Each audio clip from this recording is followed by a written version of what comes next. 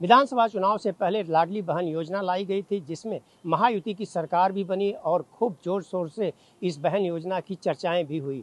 अब उसे देखते हुए अब एकनाथ शिंदे जो उप मुख्यमंत्री हैं, वह लाडली बहू योजना लाने जा रहे हैं। मुख्यमंत्री मेरी लाडली बहन योजना की तर्ज पर शिवसेना शिंदे अब लाडली बहू योजना लाने की तैयारी में है।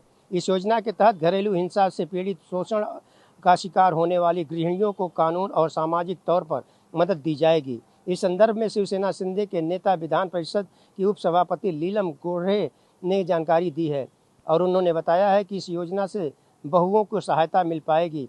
विधानसभा चुनाव से पहले प्रदेश सरकार के मुख्यमंत्री मेरी लाडली बहन योजना लागू की थी, जिसका महायुति को बड़ा फायदा हुआ।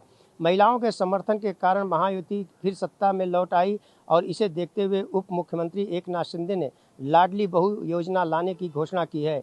डॉक्टर लीलम गोर्हे ने बताया है कि लाडली बहन योजना से ग्रामीण क्षेत्र की महिलाएं आर्थिक रूप से मजबूत होंगी, लेकिन घरेलू हिंसा का शोषण से अब भी कई महिलाएं परेशान हैं।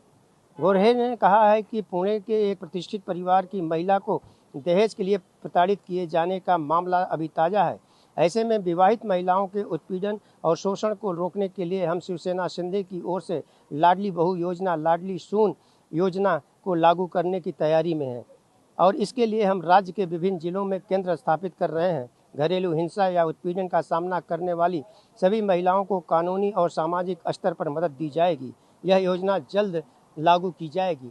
मैं आपको बताना चाहूँगा कि लाडली बहन योजना देखा जाए तो सरकार चुनाव से पहले लाई थी और इसका प्रतिसाद सरकार को मिला और महाराष्ट्र में महायुति की सरकार भी बनी और उसे देखते हुए अब एकनाथ शिंदे की यह लाडली बहू योजना लाने की तैयारी है। अब देखना यह होगा कि इसका फायदा कितना सरकार को मिलता है।